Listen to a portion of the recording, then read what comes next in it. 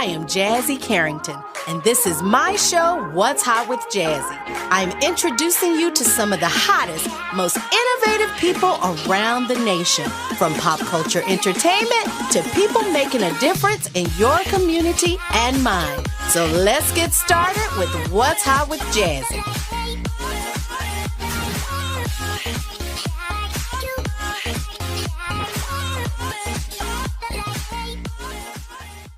Hi, everyone. Thank you for tuning in to What's Hot with Jazzie. I'm your host, Jazzie Carrington, and I am so excited and honored to be sitting down with my guest today. Not only is he a beloved theater teacher at the Norfolk Elementary Public Schools here in the VA, he is also the owner and the fabulous producer, J.L. Dean Production, Mr. Jamal Dean. See, I was thinking hard. I was trying to get it right. I was going to get it right. Woohoo! Oh my God, Jamal. Thank you for sitting down with me. I'm so excited. Thank you for having me. I'm loving it. You look great. Thank you. You look great. The last time I saw you, you had like no hair. Now you got all this hair, but I'm loving the look. Thank you. Very, very, very New York. I love it. I love it. So, Jamal, what has been going on? I know that you have recently started your production company, J.L. Dean Productions. I know you are knocking it out the box with new projects, new plays. So I want to hear about what you're doing, because we got to hear about what's going on. I love this. I love theater. And I want to know, how did you get into theater? Well, honestly, I got into theater because actually one of my friends pulled me in, and I did a show here with the HOT Players, and it was a musical review. It was about like 10 years ago. Wow. So I've been kind of doing this for a while. And then when I got on the stage, I kind of just fell in love with it. Oh. And so, singing and being on the stage is kind of like, my passion. Yeah. So, being in a family full of singers and stuff. Singing yes, and stuff, know about that. And then putting the stage to it, it just opened up my eyes to, new possibilities. I'm loving it. I'm loving it. Now, I want to know, are you from this area, or where are you originally from? I'm from this area, Virginia Beach. Really? I love it here in Virginia Beach. We came up to Virginia Beach today to have you on the show, and I'm so glad that we came up. So honored to be here, and I'm excited. Now, I know you are working on some new projects.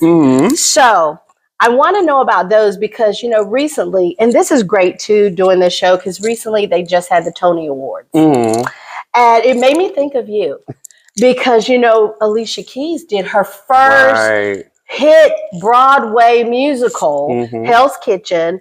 2 of her actresses won Tonys. So, hey, we're speaking it. We're speaking it. So you're working on so tell me about the first project you're working on, and tell me what's the name and what's it about. Okay. So the project that we're working on right now is called Reflections. Wow. And it's actually about a young man who is dealing with some past traumas. This show is definitely spiritual. So it deals with the inner man. And the theme of the show is forgiveness, and how sometimes as people, we think we've gotten over something, but really we haven't really fully released those things that are hurting us, that have, caused us pain in the past. And then we don't realize how that trauma can spill over into other people in our lives, and how it can open up doors. And it also deals with generational, curses and things like that. I'm so glad you brought that up. Like, I hear that a lot with generational curses. And you see patterns in families. So in this play, what is sort of like the take that we're going to see as far as really talking more about that? Well, you see how a father's unchecked actions trickles down to his son. Wow. And actually, I like that unchecked. Yeah. I like that. The unchecked issues. And the son fights so hard not to be like that. Yeah. But he ends up kind of going into that. Yeah. So we definitely deal with that issue of trying to break generational curses. So what is an example of some of the ways that he's taken that his father, that he kind of inherited from his father? Just to give a little backstory, the father is actually a minister. Wow. Of a church. And the father eventually tells how, because he watched his father, that was all he knew. Yeah. His actions were because of what he saw his father do. Right. So the character's name is Antoine. He sees his father abuse his mother, take on alcohol, and cheat. And he tries to stay away from that. But because he had so much admiration for his father, it caused him to end up going down that path with another young lady. And we see that in the show. Wow. And you know, it's interesting because I love the name Reflections, because reflection is like we have to really see ourselves. When we look at our reflection, when we look back in the mirror, who we're looking at, you know. And then I love the fact that really a lot of people can identify with this play. And I think a lot of people these days, and I'm glad you brought up that about trauma and these things, because a lot of people are dealing with so much trauma. And I think people are being more and more open about it. They're talking about it more and more. They're talking about these generational curses and trying to get away from the things that they've seen trickle down the family line and saying, you know, I don't want this to be me, you know, and more people talking about getting help for trauma, getting therapy, when people didn't talk about it so openly before. So I think, you know, doing this play is probably going to resonate with so many people. And what made you, when you were writing the play, what kind of triggered you to go this route? You want to know what happened? I actually was sitting at my desk one day and I just got this inclination, so I just started writing what was coming to my mind. And one of the key things that in the opening monologue, it says, when I look in the mirror, what do I see? Do I see a man that's a reflection of God and his glory? And I just kept writing and writing and writing, which took me down the path of, okay, God, we really need to know who we are in you. And sometimes we get lost in our own issues that we lose who we really are. And so that's why I started writing. And then I wanted it to come from a male perspective, because we always see plays where it comes from the woman's perspective and how she deals with trauma and how she deals with abuse and things like that. But we don't see how it can affect men too, especially being leaders of the household or developing into a leader of the household. So that's what made me start writing. That is so cool. That is fabulous, Jamal. I love it. I love it. Now, I know you're working still on some other things too. Yes. But this is my main focus, the Reflections, because so when is this going to be shown? When you're going to be performing this play? This will open July 19th. Through the 21st. Wow. At the ODU Goo Theater here in Norfolk. Okay, say that again, because you guys got to come see. He's phenomenal. Tell them again. Where's this going to be? It's going to be at the ODU Goo Theater, July 19th through the 21st. Yes, Reflections. But I'm going to reiterate that later in the show. But we want to make sure you guys come out, because this is going to be great. And, you know, I think it's so great that this is your focus. I think it's so awesome. You are a elementary drama teacher. Well, let me say this. I'm an elementary music educator, and I incorporate drama into my I love it. You know, I took music and drama and all that stuff in school too. That was like, you know, I did. And I was good at it. I started my first play at 13. Okay. And I was in an opera at 12. Okay. Yeah. Yes. Okay.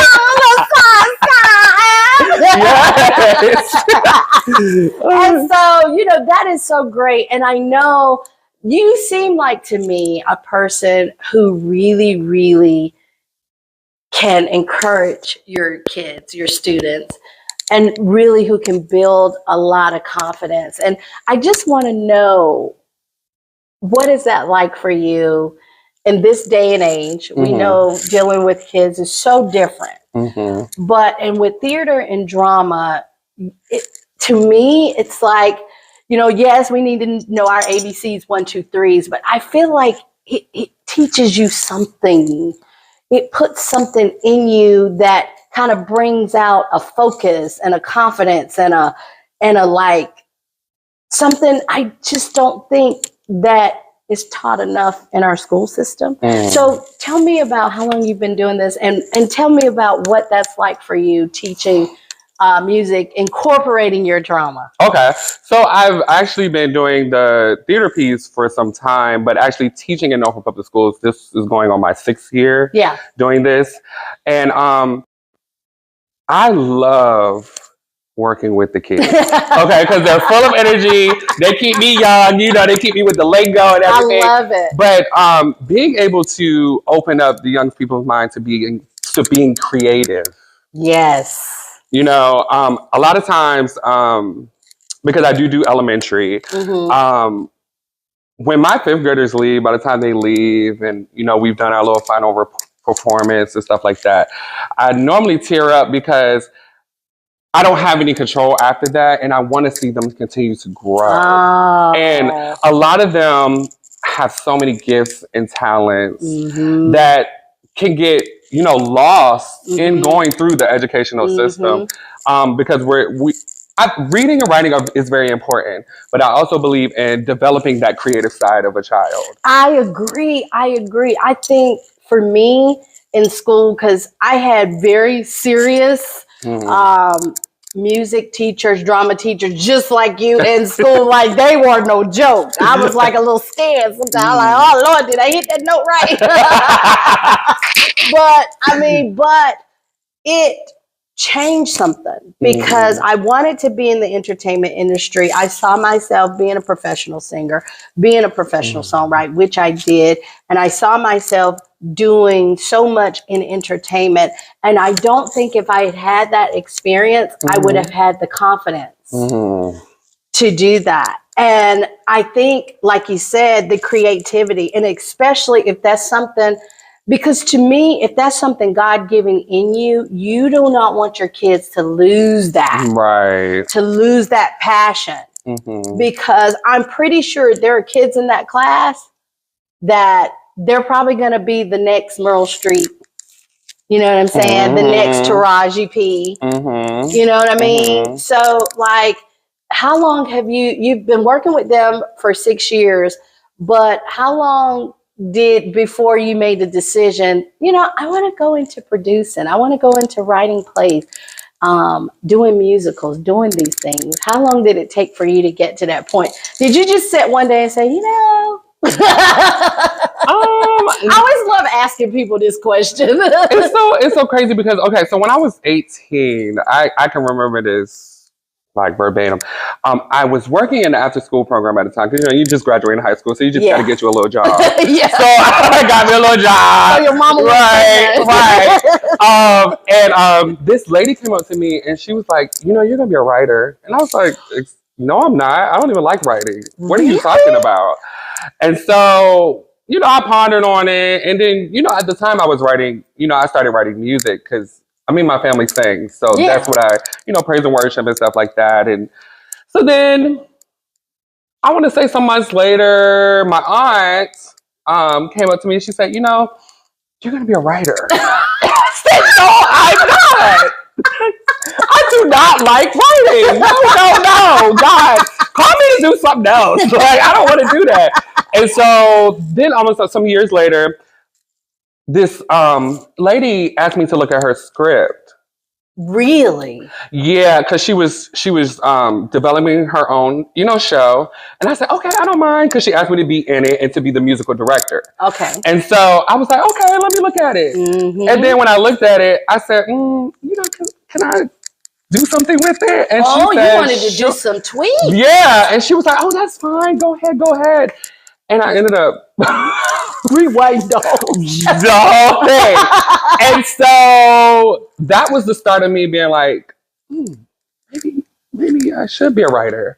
And then just recently, some years back, I got the opportunity to be a part of another show. Yeah. And somebody said, hey, can you look at this? Look at this script. And I said, sure, I don't mind looking at it. Rewrite that show. And I ended up rewriting that one. And then we just finished another one. It was called Shackles Lounge, which was a hit in the area. What's it called? Shackles Lounge. Wow, I like that name. Yeah. What was that about? It was basically about people coming to this lounge. It was based in the 1930s. People coming to this lounge, but it was more on the spiritual aspect as well. Mm-hmm. And it was a wager between the angel Gabriel and the devil, saying who would be free from their shackles. So, oh my God. It was definitely a great show. And I looked at that show because they asked me to direct it. And I said, hey, can I, do some tweaks on this one too? And I ended up rewriting it. So I was the co-writer of that one as well. So then after that, I was like, Lord, you telling me I need to do my own. He was sending the messengers. Right. But you didn't want to listen. No. I was like, I don't want to write. But when I started writing, I was like, oh my God, I'm really enjoying this. Yeah. Because it's like you're literally going on a journey, just writing all of this stuff. And then to see it come alive on the stage, and it's just amazing.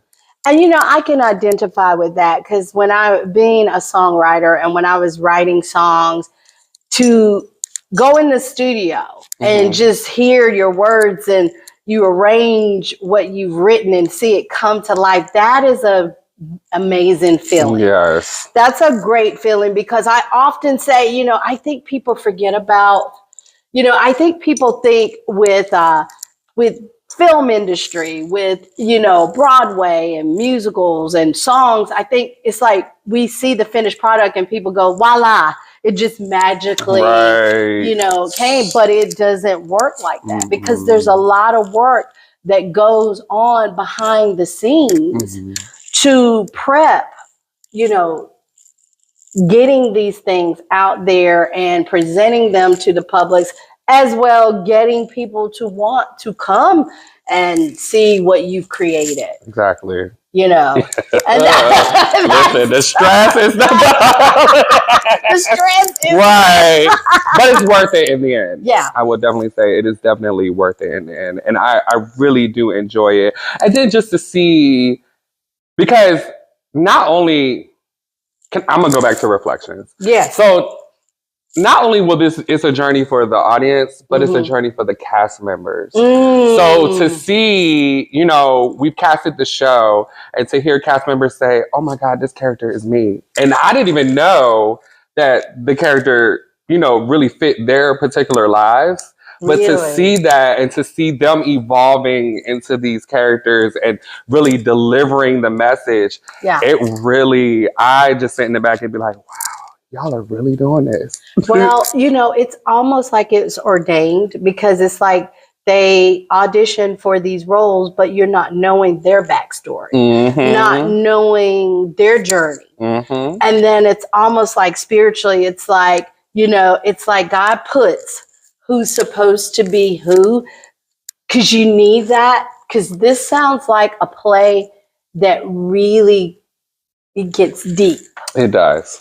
It does. And very few plays, you see musicals and plays and, of course, I love going to shows and things like that. And we love the music part and the singing and the entertainment part. But to me, this sounds like something where it's like, you're going to have people saying, oh my God, because you may have one person in that audience that's going through that right now. Exactly. And this just sounds like a story that it's like, oh, it's like, okay, the music's great, but it's like, oh, geez, I might need to go see my therapist when I leave. I need to go talk to my pastor because I just saw my life. But that's the beauty about art. Mm-hmm. That's the beauty. Art imitates life. Mm-hmm. And it's wonderful. So I want you to tell the people again where we're going to go see. We're going to see Reflections. We're going. At the ODU Goo Theater, July 19th through the 21st. Okay. And so, Jamal, I have to say, darling, what else do we want to do with GL Dean Productions going forward? So JL Dean Productions, we will be doing other shows. Awesome. I will be producing other shows. I also do want to branch out into like doing concerts and stuff like that. I love it. Before I started the production company, that's what I was doing, like worship concerts and things like that. Oh, so we'll be doing things like that. But you'll be seeing a lot from us. Yes, I'm loving it. And if the people, if they want to find out or get information on your events or shows coming up, especially your show coming July 19th, Reflections, where do they go? Where can they look you up? So for right now, you can go on Facebook. If you have Facebook, you can go look up JL Dean Productions, and then we'll have everything pertaining to the Reflections stage play, the ticketing, everything. Mm-hmm. You can go on Linktree and Linktree/JL Dean Productions to get your tickets.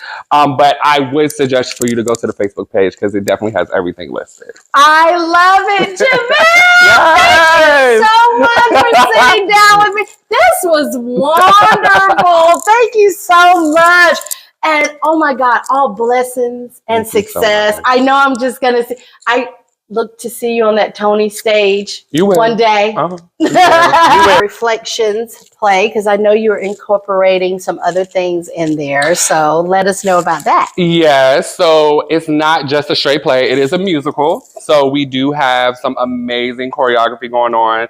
And it's actually being done by Mr. Alfonso. Mm-hmm. And then we have some original music that was written by my cousin, Trayvon Smith. I love that. I do have family involved, and I definitely do have family singing and the background singers and stuff like that. So it's really good to have a supportive family that's here to help. I love it. I love it, you guys. Please make sure, guys, to go and see this play. It is going to be so awesome, so wonderful.